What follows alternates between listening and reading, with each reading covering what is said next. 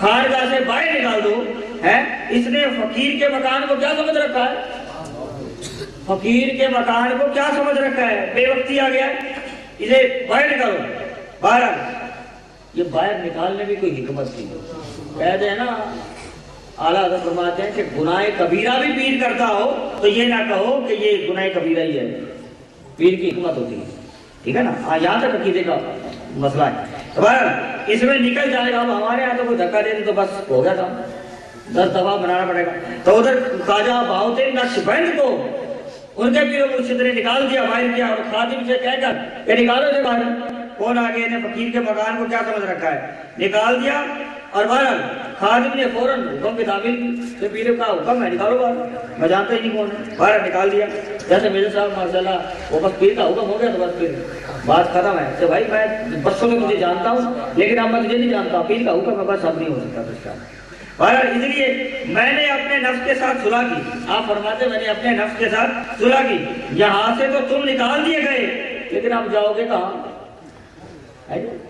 جائیں کہاں در چھوڑ کر ہم آپ کا شاہ، ہم آسیوں کو اپنے دامن میں چھپائیے. آپ فرماتے ہیں کہ بہرحال میں نے اپنے آپ سے کہا بھئی اب یہاں سے تو نکل گئے، اب کہاں جاؤ گے؟ چلو بہرحال اپنے نفس سے مخاطب ہوتے رہے. چاروں طرف نگاہ کی.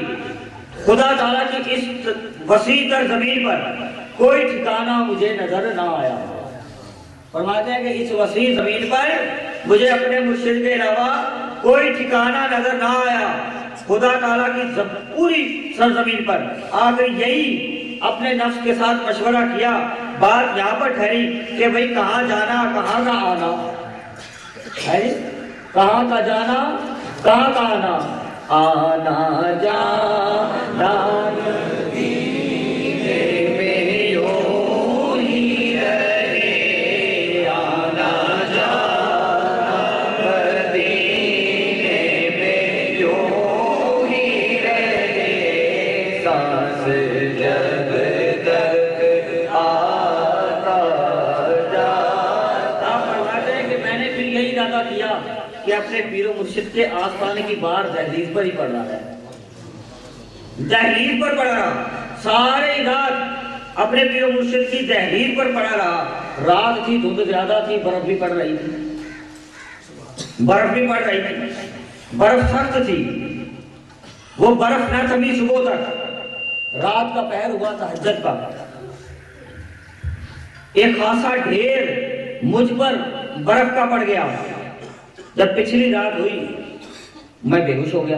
فرماتے ہیں کہ برف کی وجہ سے، سردی زیادہ ہونے کی وجہ سے میں بے ہوش ہو گیا. اور میرے پیر و مرشد اتفاقاً باہر تشریف لائے. اتفاقاً یہ ہوتا ہے، ان کا آنا جانا ہی ہوتا ہے. بہرحال فرماتے ہیں کہ قدم مبارک بے جانی میں آستانے کے بعد دہلیز پر میرے سر پر لگ گیا. میں تو بے ہوش تھا. میرے پورے پیر و مرشد کا قدم بے جانی میں میرے سر پر لگا. آپ فرماتے ہیں قدم مبارک میرے سر پر آ گیا. آپ نے درویش کو یاد فرمایا اور حکم دیا کہ خادم کو بلا لائے اور چراغ جلاؤ، روشنی دیکھو کہ یہ کیا چیز ہے جو میرے ٹھڈا لگا ہے، یہ کیا چیز ہے. بہرحال چراغ لا کر دیکھا، چراغ جلایا. دہلیز پر کیا ہے؟ خادم چراغ لایا. آپ کی حق شناس نگاہیں میرے بے ہوش چہرے پر پڑی پیر مرشد کی، اور آپ نے اپنے دستے خاص سے میرے سر کو اٹھایا. برف میں پگھلا ہوا تھا، برف سے پگھلا ہوا تھا. سر کو اٹھایا اور خادموں کی مدد سے مجھے اٹھا کر لاش کی طرح اپنے حجرہ خاص میں لا کر لٹا دیا. آپ فرماتے ہیں کہ میری قسمت دیکھو، حجرہ خاص میں لٹا دیا اور میرے جسم کو گرم کرنا شروع کر دیا، انگیٹھی جلا دی. بہرحال اس کے بعد مجھے ہوش آئی تو میں نے اپنے پیر و مرشد حضرت سیدنا امیر کلال رضی اللہ تعالیٰ عنہ کو اپنے پاس کھڑے دیکھ کر پھر بھی اپنے آپ سے نادم ہو گیا کہ میں نے اس رات کے وقت، تہجد کے وقت میں نے اپنے پیر و مرشد کو اتنی تکلیف دی کہ مجھے اٹھا کر یہ اندر لائے. میں کہہ رہا ہوں اپنی دہلیز کو دیکھتا ہوں، ایک تو میں بہت ہی نقشبند تھا کہ اپنے پیر و مرشد کی دہلیز پر ساری رات برف سمیت پڑا رہا، آج میں اپنی دہلیز کو دیکھتا ہوں کہ آج تک مجھے اپنی دہلیز پر کوئی ارادت مند نظر نہیں آیا۔ میں یہی دیکھتا رہا، آج تک مجھے اپنی دہلیز پر کوئی ارادت مند نظر نہیں آیا کہ جو کوئی آئے اور میری دہلیز پر، اور وہ بھی ہم یہاں پر پڑا رہے، میری دہلیز پر آج تک کوئی ارادت مند ایسا نظر نہیں آیا۔